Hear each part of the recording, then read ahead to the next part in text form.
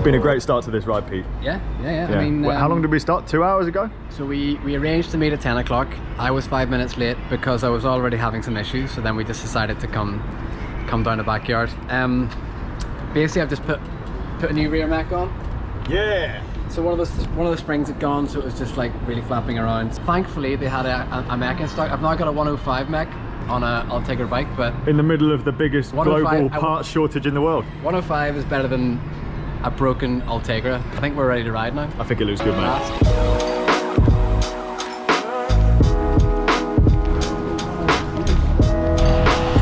I'm getting the knock because it's like so long since breakfast. Literally, so we've been in there so long. Literally it's lunchtime, so it's a staple cyclist diet.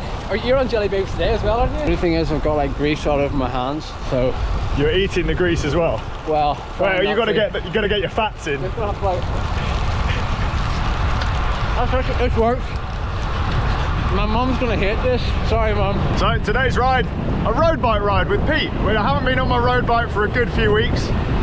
Feels very fast. We're gonna do some hills and you're gonna show me where I can do my intervals tomorrow because I've got a hard ride coming up. It'll be like Surrey hills, but Gateshead hills. Back whenever I was living in London and I was riding for Madison and Francis was riding for Pedal Heaven, we used to do like a... The glory days. Well, back when we were both even better than we are now. Okay. Even better. We used to do like a Tuesday sweet spot hills loop. So this is kind of the Gateshead equivalent. And whenever I was working through lockdown, like I would just go out and do 4 hills. Well, basically 4 roads up the same hill, and it's almost like turning a road ride into a turbo ride, doing like a turbo session on the road, which is just ideal. So this will be your alternative to the turbo.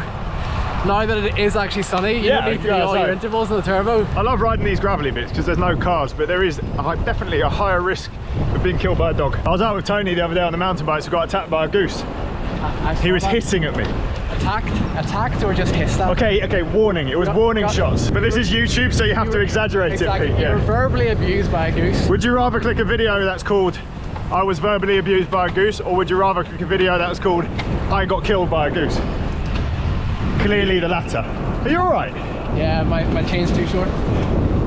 We should go to the bike shop, mate. Should we?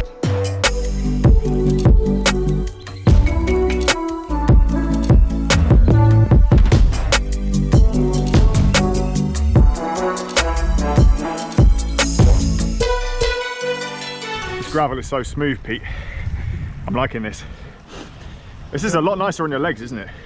Well, maybe I should be doing more road biking.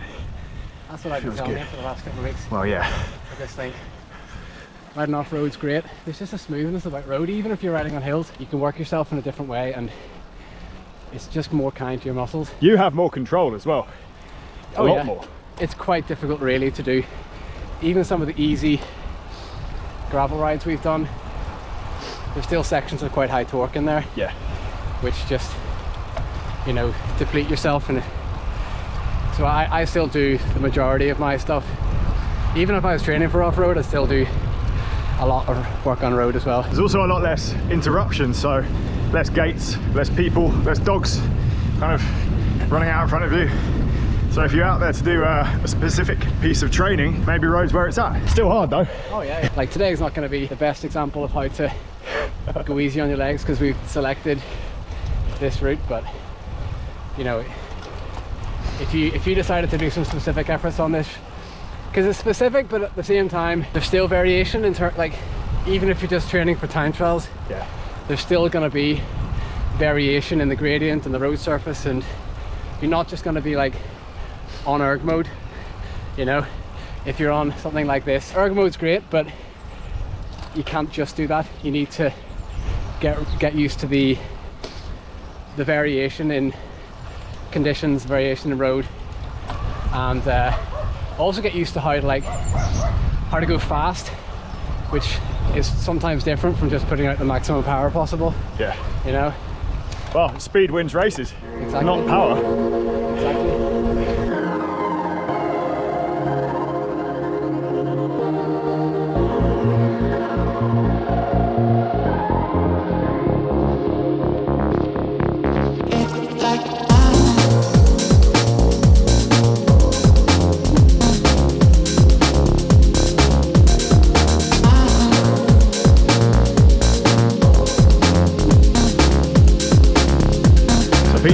lap up the road, doing a little warm-up effort to open up the legs, because tomorrow he's racing a TT. I think he's done 2 already in the last couple of weeks, and he's getting faster each time, so hopefully he can go even quicker tomorrow. Today's ride has been a nice opportunity for me to check out some climbs that are really close to where I live, kind of recce them, so if I want to do interval sessions, I can. Up until now, I've been doing a lot of steady state riding on gravel, and as I was saying earlier, there's just too many interruptions to do a structured interval session. So I've ended up doing a few of them on the turbo, but that can get pretty miserable sometimes.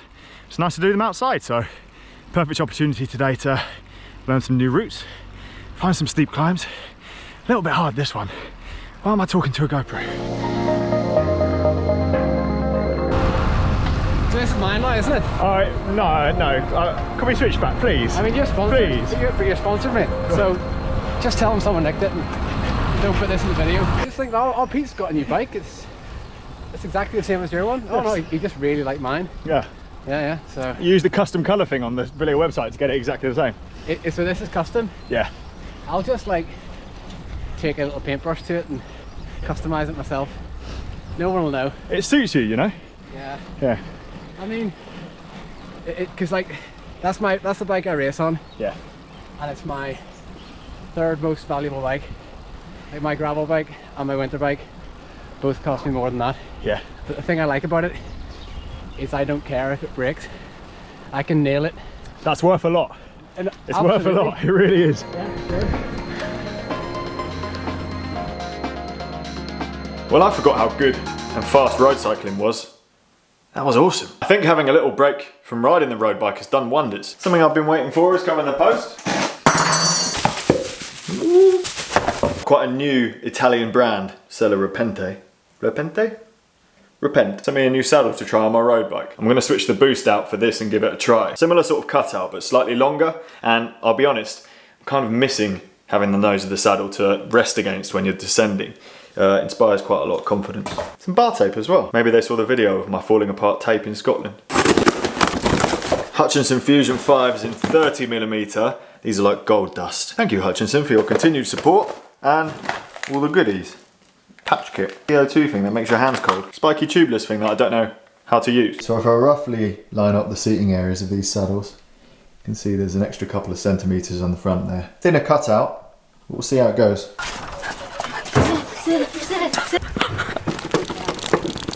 Blankets ready. Always. It's fucking annoying. At least it is actually a bit sunny. Has it been a long day?